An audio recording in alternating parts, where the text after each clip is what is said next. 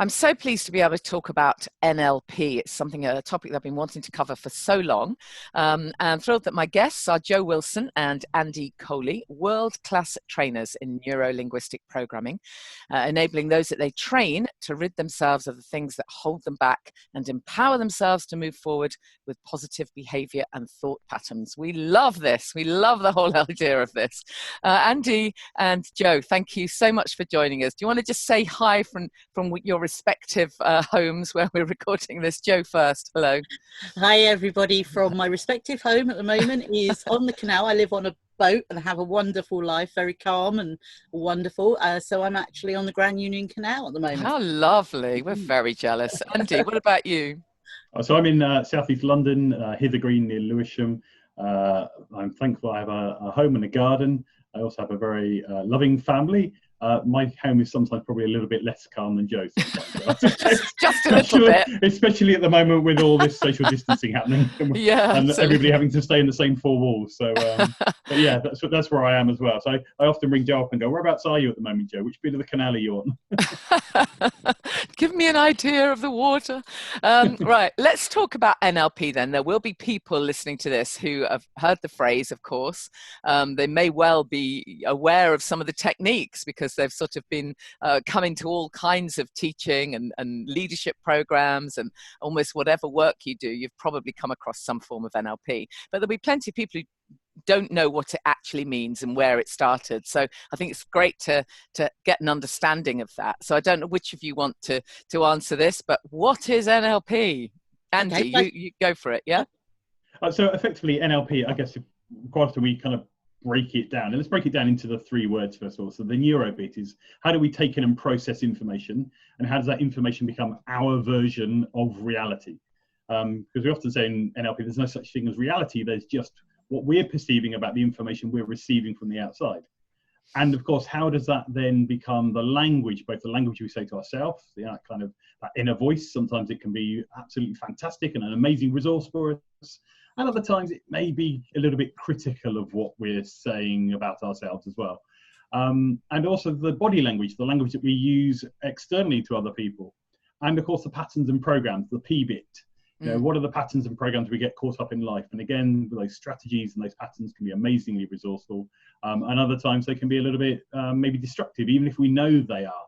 And so NLP is, in essence, the study of human excellence. Like how do we become who we are as an individual for all of its amazing ability, and of course, sometimes the things that we'd like to change. So a lot of NLP was based on the principles of modeling. So we model the world around us, we model the people that are in our lives, our parents, our teachers, and we create who we become as people, particularly as we're growing up. And we go from childhood into adolescence, into adulthood. And so NLP is, in essence, the study of us. How do I tick, how do I work, and how do I interact with the world? I love it. So Joe, I know that you guys do a lot of training. You work with people in business and coaches and all kinds of stuff, but also individuals who just want to learn more about themselves, make their own lives better. And certainly within a lot of the work that I do with the Sober Club and sort of encouraging people to ditch the booze, this is one area where NLP, what an amazing resource for people who are literally trying to get a handle on their own behaviors, because so much of what we do is automatic, isn't it? And I guess this is where you're able to help people with so many different things going on. Yeah, very much so, because what NLP does is it looks at actually what we're doing unconsciously as well as what we're doing consciously. And very often we just get into these patterns of behavior, these patterns of thought, that we just think that that's just how we are and that's just what happens. But NLP looks at some of the reasons why that's actually happening, how you're filtering stuff, what programs and strategies you're using, and then basically there's hundreds of tools within NLP that enables you to filter things differently, therefore think differently, and therefore feel differently, and therefore behave differently. And it's really, we have so many people come on our one-day training and our full NLP trainings as well for themselves, because they kind of realize they're at a place now that they don't want to be and they want to make a change. And they've made that conscious decision that they kind of want to make a change, and also they've got that unconscious feeling that things they're feeling stuck. They're recognizing that where they are is not what they want to be. So that a lot of people come on it to help other people. We do a lot with health professionals and coaches, and a lot of people come on the training just because they want to sort of make some changes for themselves as well. Yeah. So I know that obviously one thing that that NLP is amazing for is unwanted behaviors. And we're going to talk a bit more about that in a moment. But tell us some of the other things that this is hugely beneficial for. I mean, one thing that springs to mind is your relationships, you know, how you interact with other people. Because I find myself, you know, as a parent, let's just take that as an example, I find myself sort of parroting out stuff. And if I kind of notice what I've just said, I sometimes think, where did that even come from? It was an automatic saying, you know, and when I actually stop and think about it, if I do, I sometimes think, I wonder if I could have said that in a bit more of a helpful way to get what I want. You know? Andy's a parent. I'm sure he's got something to say about that. But Joe, what's your kind of, you know, answer to that? How we can change these things that come out of our mouth kind of automatically? Yeah, well, the thing is, when we communicate with other people, we tend to communicate from our own map, our way that we naturally communicate, and we naturally expect other people to communicate with us as well. And normally we might be communicating with an end result in mind, but we don't necessarily think about actually what's the best way to communicate with that individual. Every one of us have so many different preferences in terms of the way that we're going to communicate. We will also do things like, you know, someone could be in a really emotional state, and our natural thing is, particularly if you're a bit of a fixer, is to talk to them in a logical. Well, the big thing that doesn't mix is logic and emotion. So NLP really teaches you how to communicate with the individual at that particular place that they are at that moment. It also enables you to put pauses in, so you can think about a little bit more about what's the best way of saying this. And in fact, what NLP is really good is to get you to ask amazingly good questions of people, to get them to come up with the solution, them to come up with the answer, them to come up with the change of behavior, rather than you say, you should do this. So it's got some really good, there's about 9 different communication models within NLP, dependent on what you're trying to achieve within the conversation, and also where the other person is at that time. Yeah. It's interesting. Even you asking me that as a parent is quite interesting to hear it summarized like that, because I became a parent to 2 daughters in the last couple of years, and I in fact stepped out before that, but I recognized, and I was sharing this the other night on a webinar that we were running about the inner voice. I recognized that when I became a parent for myself, I suddenly had these innate models from my own parenting, and I literally could hear my parents, my dad, my mum, speak through me in my voice, like, where did that stuff come from? And of course, why wouldn't it be there? Because we were raised with those voices, we were raised with those expressions, those phrases, and it's just so interesting recognizing where those models and those sort of phraseologies can come from, and that sometimes they're not actually really what we mean or what we believe at that moment in time, because we've evolved past where those phrases came from. You know, and they might have suited our parents and their parenting style and the world and society at the time, but they're not who we are now. And so you definitely can hear yourself say those words and think, God, why did I say that stuff? And the whole thing that we're doing when we're looking at human behavior, how do you change yourself, how do you change your mind, is going, well, I said it, now how can I reflect on where it came from, so that you can choose to do something different.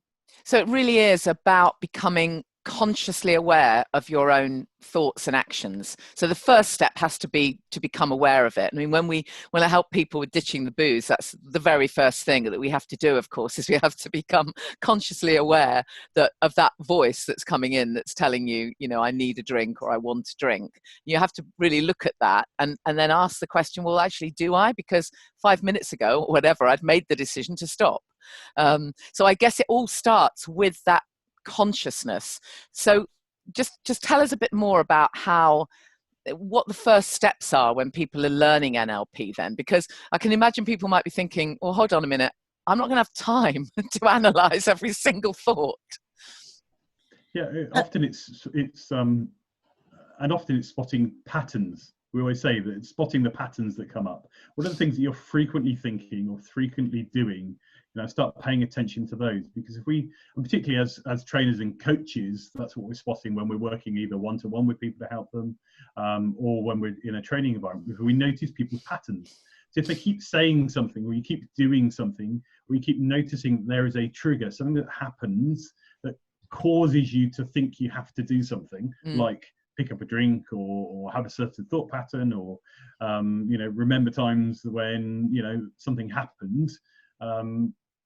Those things were caused by triggers, and it's noticing those patterns and those triggers, and then start to, as you say, become more conscious about it. Now, being conscious about it doesn't mean you can necessarily change it if you don't know how to. And that's just a lack of knowledge, not a lack of being able to frequently.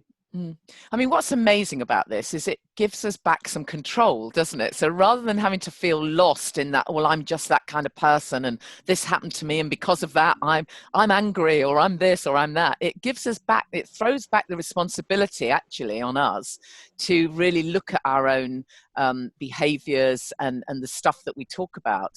I guess that's why it must be amazing, Joe, maybe you can answer this, that you must have seen some incredible transformations in people who've gone from literally seemingly one personality to almost completely different person. Yep, and I can hold my hand up if I just talk about myself in terms of... Yeah, please do. Tell us the story. Before I did my NLP, I was a workaholic. I was in, a very, very, very stressful career. I just got into a pattern of being Wonder Woman, of wearing the skirt and everything. And, absolutely. And I just got into that pattern. I was a really good rescuer of my team at work, of my family, of everything else. It just became what I felt at that time was who I am. When I started my NLP training, I recognized so many things in my own behavior that was actually causing relationships, my marriage not to work as well as I wanted it to do. My own emotional well-being and physical well-being wasn't where I wanted it to be. And actually going through my initial NLP training, I made some major changes in my life. I, basically completely changed career, changed the whole way I live. And through my NLP journey, I've changed everything. Like I said, I now live on a boat. I have a really peaceful, calm life. I run a business that I love running. I'm in a relationship that fulfills me. So for me, going through the NLP journey, as we say, allowed me to make some major changes to me and how I cope with things, how I respect my own emotions rather than put them away and lock them up, and just my own behaviors as well. And we see so many people come on to the training and make some major shifts. Some of them make major shifts in terms of their career. Some of them make major shifts in terms of their relationships. Some of them just make major shifts in terms of how they handle life. Which will lead to more happiness, I suppose, and more contentment. Absolutely. Contentment, really. I think, and that's the thing, it's that contentment, that understanding yourself, that getting that contentment and not being reliant on other things around you. We talk in NLP about being at cause and effect. And when you're at effect, you're very much reliant on other people, surroundings, situations to feed you. And actually the most empowering place is to be at cause, where you're in control. You're in control of your own behaviors, your own emotions, and your own thought patterns. And that's where NLP really makes a massive difference. Where does things like sort of mindfulness and meditation fit in at all, if it does? Because I'm thinking as you're talking that this a lot of this is about making sure you're in the present moment rather than wandering off in your mind to something in the future that may or may not happen. NLP does look at forward as well. Okay, so mindfulness, the great thing about NLP is, and we don't give any excuse for it, the great thing about NLP is because it's based on modeling. When the two founders, Grinder and Bandler, started off looking at NLP in the late 1970s, they actually started modeling Milton Erickson, Virginia Satir, lots of different really, when you say, good just before you go any further, just explain what you mean by modelling, in case somebody's just got a vision of a catwalk. Bit of plasticity. So basically what modelling is, if you try and teach someone a skill, right, you are teaching it from your perspective, in your language, from your perspective. Modelling enables you to basically be able to take a skill, an ability from somebody at a really deep level, underneath, by observing, by asking the right questions, by really absorbing the energy and everything else that's going on for that person. So Bandler and Grinder started off by modeling some of the really, really top players in their field in psychological and sociological therapies, and started actually picking out the difference that made the difference for them. And NLP has continued to grow by taking lots of different sociological and psychological theories and methodology to bring it into a really nice, easy, I hate the word, but toolbox that you can kind of utilize and do. And in fact, we also, when you get to master practitioner level on NLP, you learn how to model other people and other skills and other abilities and other ways of being as well at that really, really deep level. Yeah. So NLP does take some of the mindfulness principles and the meditation principles about being aware, being in the now, recognizing what's going on for you. It does also look at future outcomes and gives you some great ways to plan where you want to be and look to the future and set outcomes and everything as well. And it does so by also recognizing your unhelpful thought patterns and behaviors in the now that will affect the future. Yeah. Andy, you mentioned body language is one sort of aspect of this, and again, with the little bits of NLP that I've picked up, I love the fact that we can actually sort of fake it till we make it. You probably don't use that expression, but we can actually adopt certain body language which will affect our thinking. For example, when people are feeling really stressed and anxious, just to sort of adopt a power pose and actually look up changes things sort of physiologically, doesn't it? So explain to us a bit more about how we can notice and use our own body language.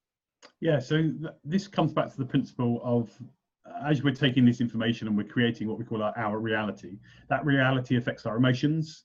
Those emotions actually affect our physiology, our body, and affects our state. And those ultimately then come out through our behaviors. And those behaviors then, the actions and reactions that we then subsequently do. So the principle of NLP is basically, not only can you change the way you filter the information through maybe changing your thought process, making it more conscious, doing some things to actually reevaluate the way that you saw the past situations based on new bits of knowledge, but it works on a physiological level. What can you do to change your breathing so that actually you feel better? Now, many people out here who know, maybe if they do an exercise program, or even they do some Pilates or some meditation or some mindfulness, by changing your breathing, that changes how you think and how you feel. Even changing your behaviors changes how you think and feel. And so each of these things, we are a connected system. And so therefore, by changing one part of it, it has a knock-on effect to the others. So this is often what we're talking about with body language. So by adopting a more powerful pose, not only are you getting to feel more confident, you're standing more confidently, but it's actually lowering your cortisol by doing that and upping your testosterone. And so therefore, you are more likely to feel more confident. Yeah. And so it's simple little changes, like maybe breathing deeper. We often talk about this when we're helping people to maybe get over a fear of presenting. That might be a fear of presenting online. That could be a fear of presenting, at a conference or even to a group at their work. And we often say the power of breath. You have this amazing parasympathetic nervous system that's there. It's designed to help you feel calmer.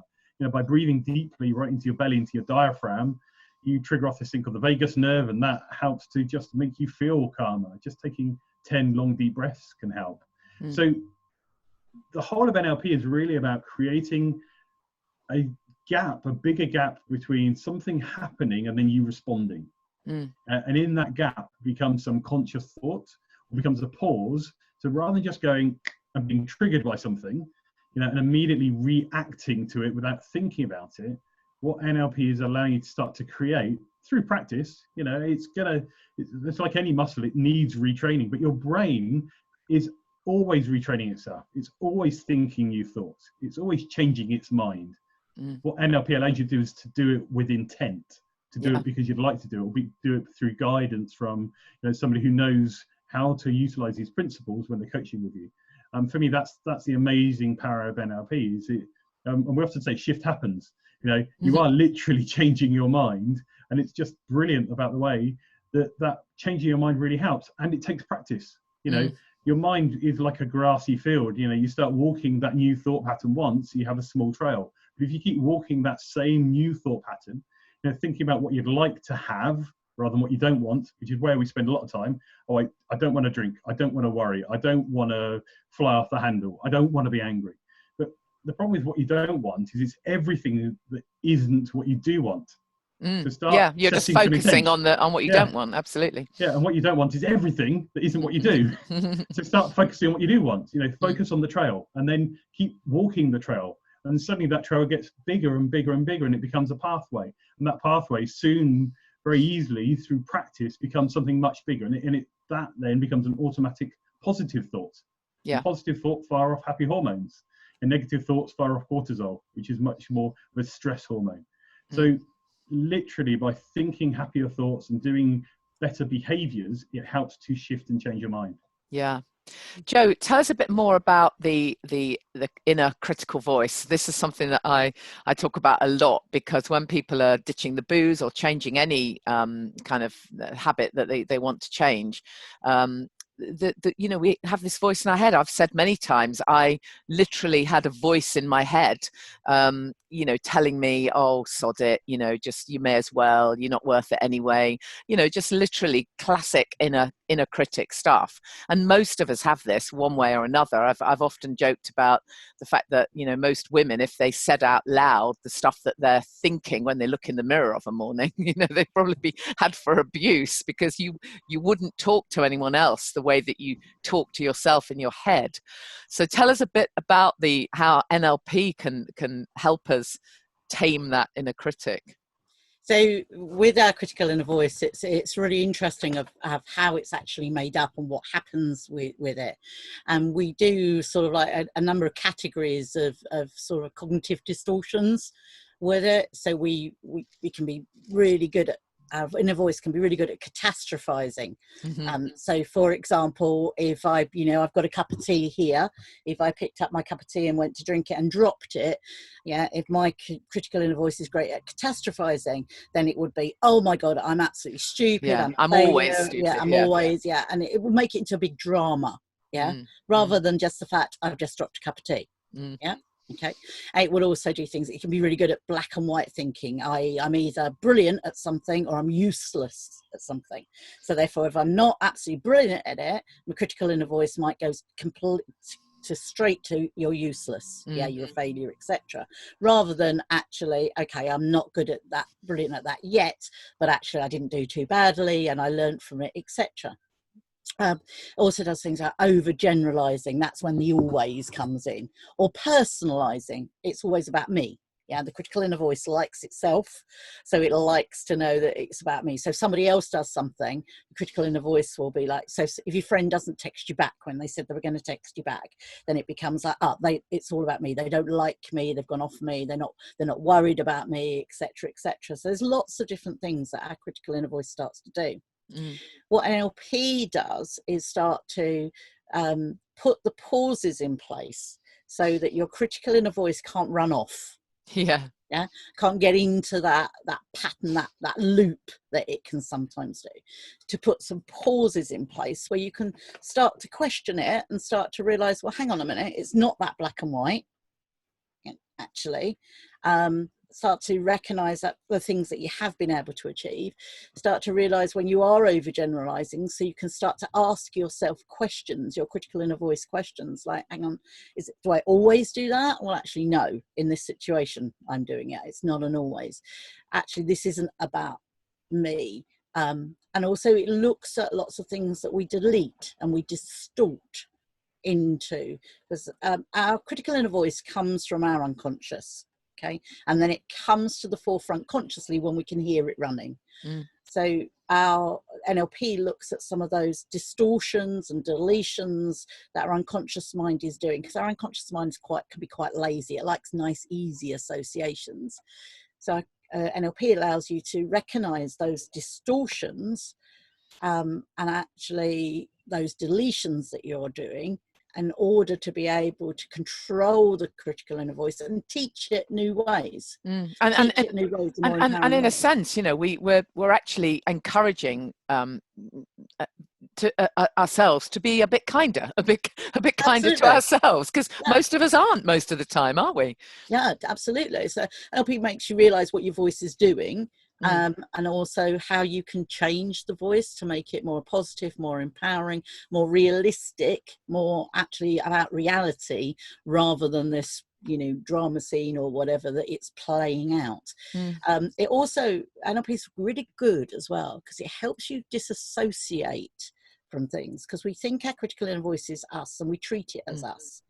And actually, you know, a really easy little tip as far as that critical inner voice is to disassociate it by using a different pronoun. So rather than it keep saying I, me, my, yeah, actually it starts saying, yeah, she or he.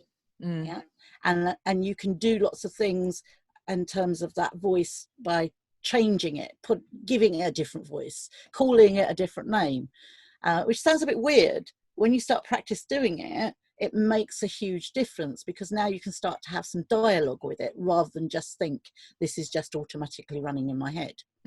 Yeah.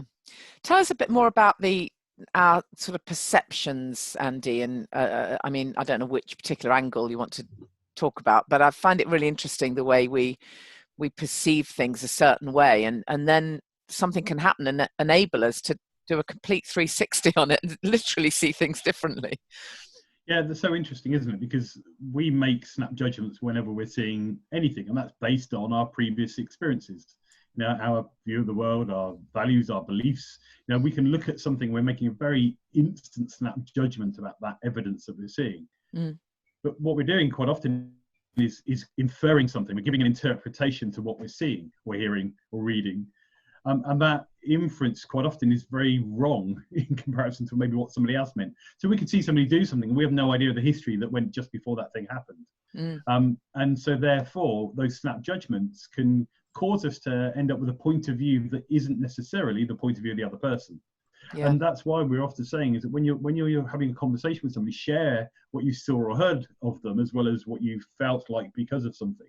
So if you're having a conversation, for instance, with somebody, and they've said something in a particular tone of voice, and it's not what they said, it's how they've said it, that has given you a bit of frustration. Even sharing that it was the tone of voice can give the other person a little bit of a clue about why you've ended up feeling maybe differently to the way they had intended. And it can be so interesting with the snap judgments. Now, the whole principle of some of the elements of NLP is about the fact that, of course, you made a decision at the time you decided it, knowing what you knew then. And with hindsight, as we love hindsight, don't we? If only we had, if only we hadn't, yeah. With the gift of hindsight, you can literally change your mind about what happened in the past based on what you know now.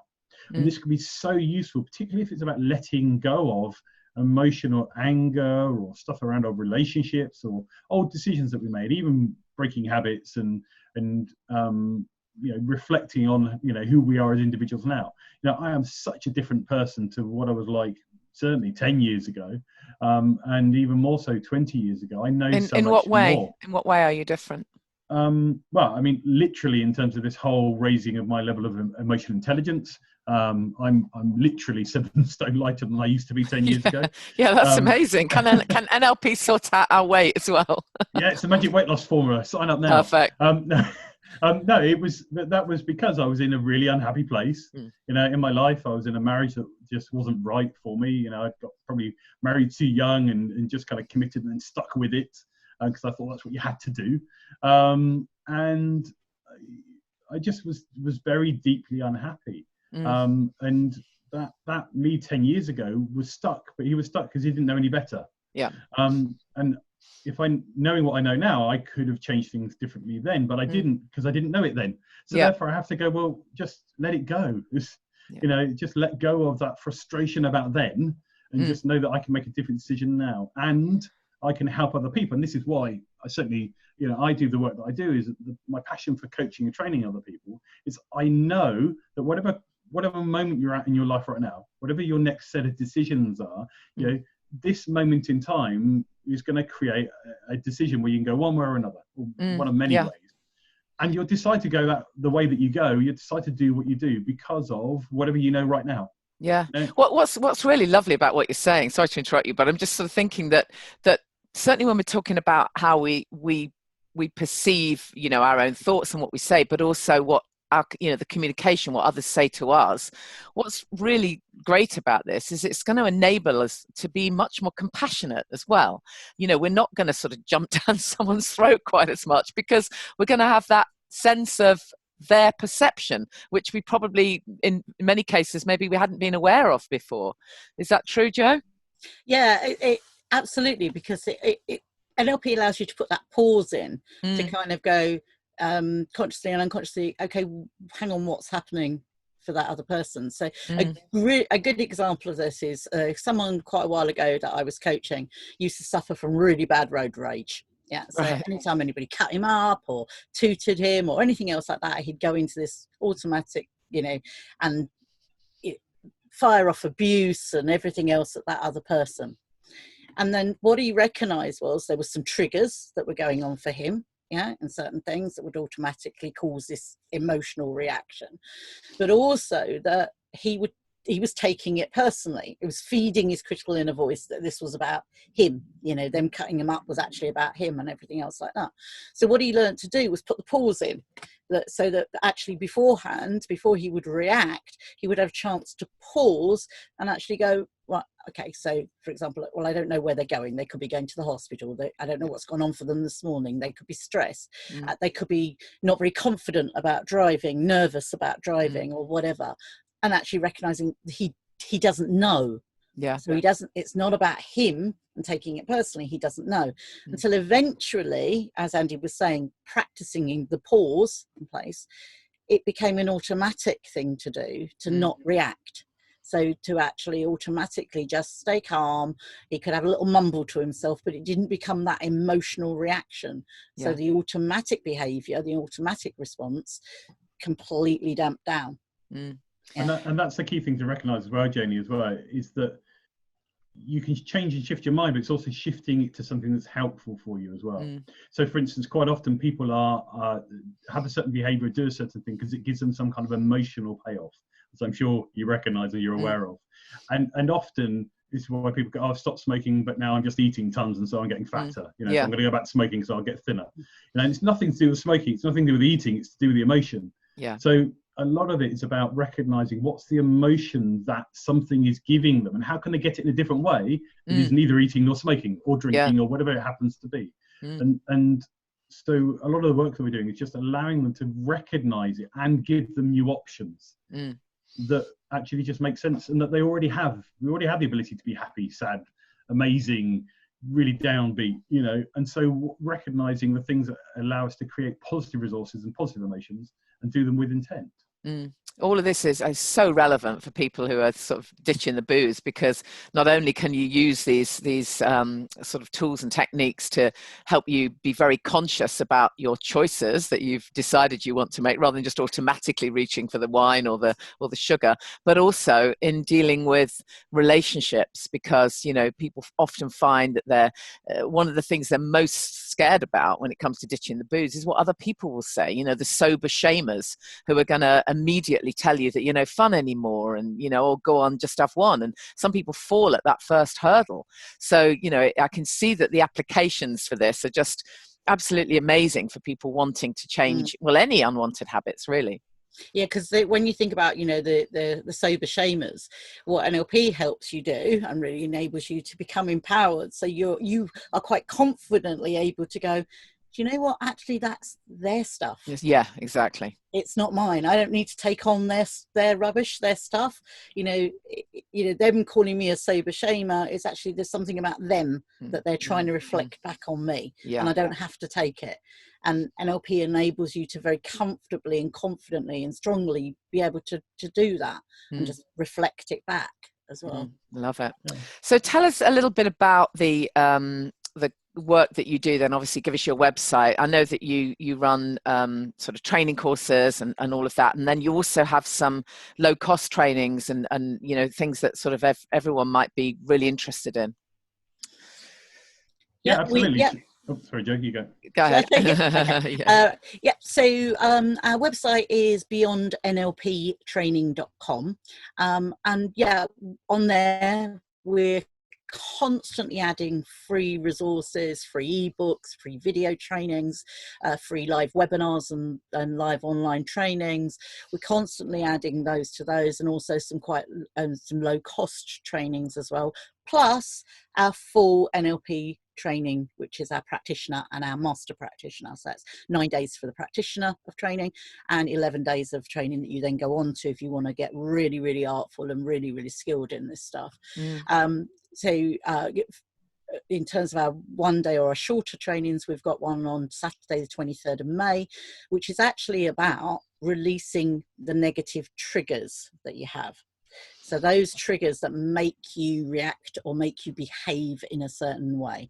So for example, you might be sitting there. I know, if I go back to my old life, I would come in from work and kind of sit down, and the bottle of wine, the reward of the bottle of wine, the glass of wine would be calling to me out in the kitchen, and recognizing that my trigger around that was actually that moment when I just sat down and relaxed on that settee. And that was a trigger.